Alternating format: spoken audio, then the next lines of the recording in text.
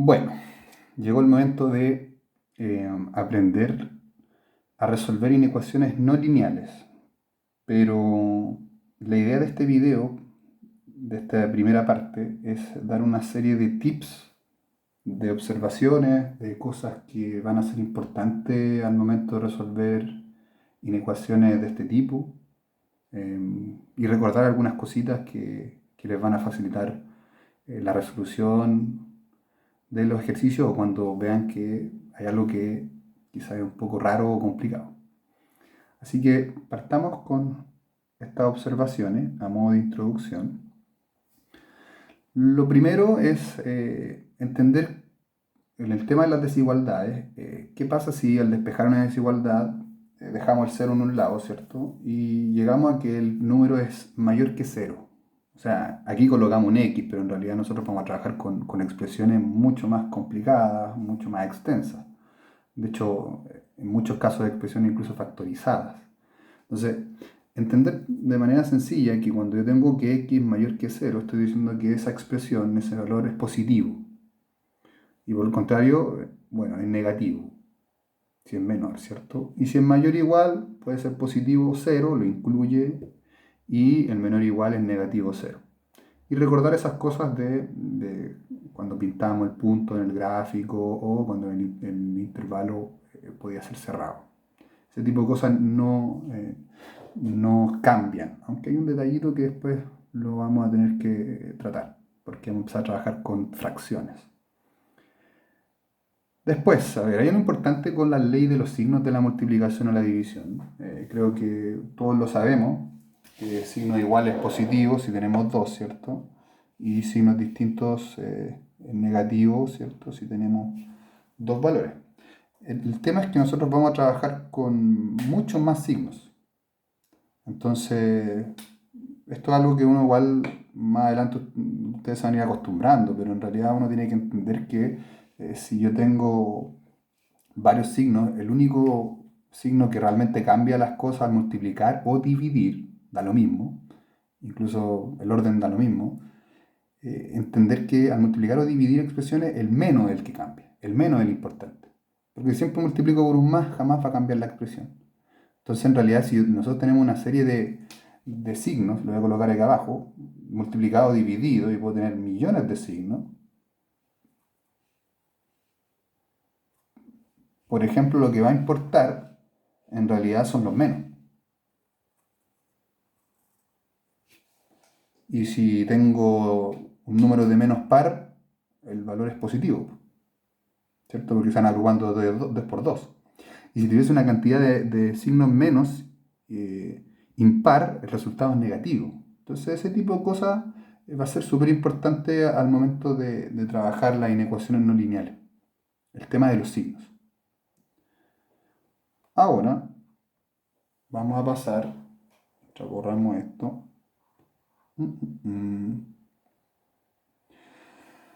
Vamos a pasar a que en algún momento vamos a tener que factorizar. Y aquí hay que acordarse de los productos notables. Saber factorizar siempre ahorra tiempo. Y ustedes saben que en una prueba como un tipo PSU con hartas preguntas, el tiempo es importantísimo. Entonces, todas estas factorizaciones que ustedes se recuerdan, la diferencia de cuadrados, que factoriza suma por su diferencia, el cuadrado ordenado, ¿cierto? El trinomio cuadrado ordenado, el perfecto, ¿cierto? Que factorizaba a binomios con término común, factorizaciones de cuadrado binomio. Las otras ya son un poquito más específicas, ¿ya? Pero, pero siempre hay que estar despierto de ese tipo de cosas, porque en un momento factorizar después ahorrar tiempo. Ahora, si vamos un poquito más allá, en realidad cualquier ecuación cuadrática del tipo que vimos el año pasado y antepasado se puede factorizar. Es cosa de que usted se sepa la fórmula de la ecuación cuadrática, ¿cierto? ¿Se acuerdan esa formulita? La voy a acordar, la voy a acercar ahí, esa formulita. Esa que siempre nos salvaba en caso de que la expresión no se pudiese factorizar, ¿cierto? O que fuera muy complicada. Esa fórmula les va a servir siempre, incluso también para factorizar. Y lo vamos a hacer con un ejemplo bien feo, un ejemplo bien raro. Un ejemplo bonito, en realidad no vale la pena porque lo más seguro un ejemplo bonito se puede factorizar. ¿Qué pasa con un ejemplo más o menos feo, con raíces cuadradas? Pero entonces, vamos a la teoría, antes de ir al ejemplo.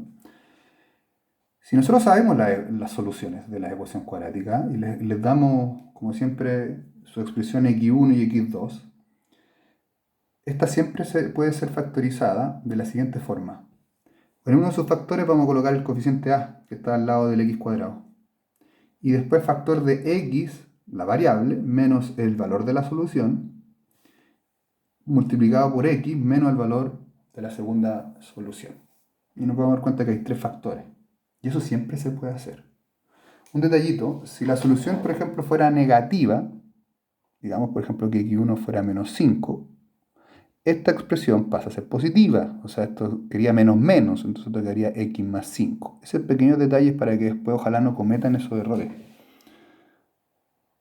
Si fuera positiva, bueno, ahí lo colocamos. Pero eso es un detalle importantísimo porque a veces por una tontera de signos pueden echar a perder toda la resolución de un ejercicio. Toda la resolución de un ejercicio. Entonces, vamos al ejemplo.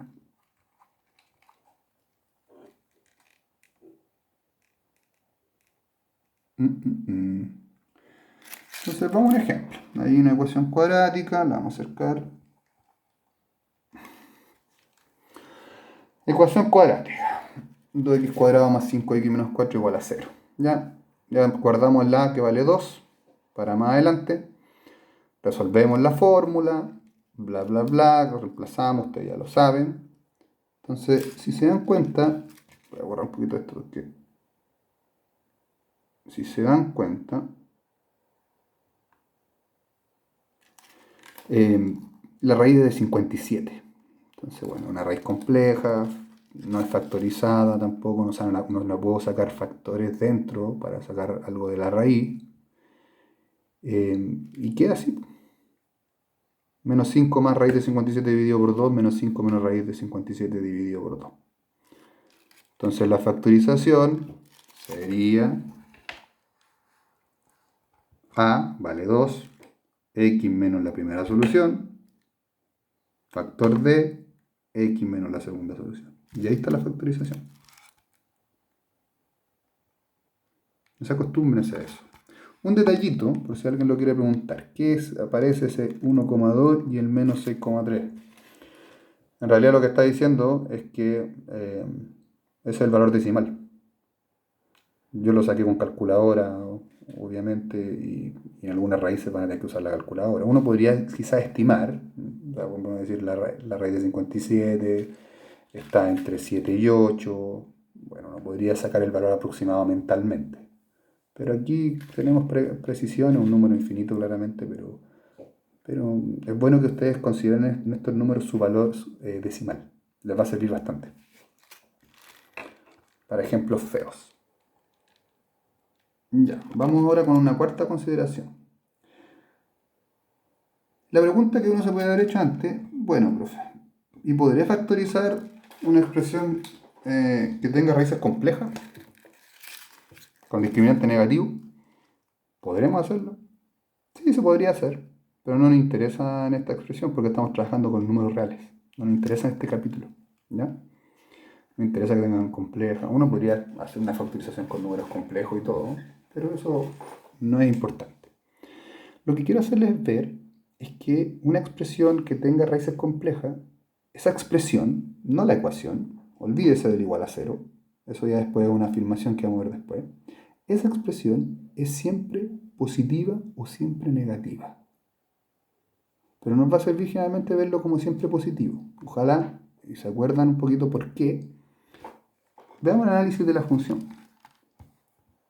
¿Se acuerdan? Las funciones cuadráticas.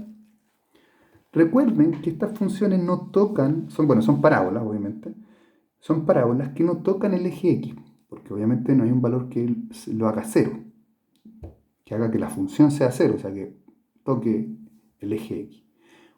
O sea, al hacer la parábola, obviamente no fui riguroso en el dibujo, lo que me interesa es mostrarles que esa parábola tiene que estar sobre el eje X, o sea que la función, el valor de la función, o sea, de esa expresión siempre va a ser positivo. Y eso va a ser importante porque nos va a ahorrar mucho tiempo a veces. ¿Ya? Si encuentran una ecuación y usan la fórmula, se van a dar cuenta que eso es siempre positivo. Y si lo relacionamos con lo que vimos antes de los signos, el multiplicar por esa expresión da lo mismo porque sería positivo, no le cambia el signo. Entonces, ahora yo podría pensarlo al revés, si lo multiplico por menos 1, o incluso lo podría pensar ahí, como abajo, por si acaso si alguien se quiere sacar la duda. También podría ser negativo, ¿cierto? Si el valor de A fuera negativo, la parábola iría hacia abajo, ¿cierto? Y iría todo esto abajito, bajo el eje X. Pero en general uno trabaja con el A positivo, por un tema de comodidad, por costumbre. Pero también uno podría verlo así, ojo. Y en términos de análisis no tendrían ningún error al momento de justificarlo si lo hacen bien. Pero en general trabajamos con el A positivo, es por costumbre. Realmente los positivos son más agradables. Quinto, recordar cuando tenemos fracciones, qué pasa cuando el valor es cero. Eso va a ser importantísimo también en algún momento y un detallito súper importante. Recordar que si el numerador es cero, la fracción va a ser cero. Es un valor real, es un valor definido. La expresión se anula, ¿eh? Ese es el nombre que muchas veces le dan. Pero si el b, el denominador es cero, esto se indefine, no tiene un valor. De hecho, la calculadora ahí dice error, o sea que es imposible que sea cero. No puede ser cero. Por ejemplo, entonces que cero sea arriba es permitido, puede ser cero. Que abajo sea cero no es permitido. Entonces, por ejemplo, si yo hubiese coloquémoslo como ecuación, porque después lo vamos a encontrar como digamos cuando esto vale cero. Bueno, si arriba vale cero, ¿qué pasaría con A y B? Bueno, A vale cero, es el único valor. Para que esto sea cero, el de arriba tiene que ser cero. El de abajo no puede ser cero. Entonces, no vamos a considerar más adelante soluciones donde el B sea cero, pero sí donde el A sea cero. En otras palabras, vamos a considerar soluciones donde el numerador sea cero, pero no cuando el denominador sea cero. Entonces, cuidado ahí, porque eso va a afectar en algún momento, al momento de graficar la inecuación o hacerlo por intervalo, que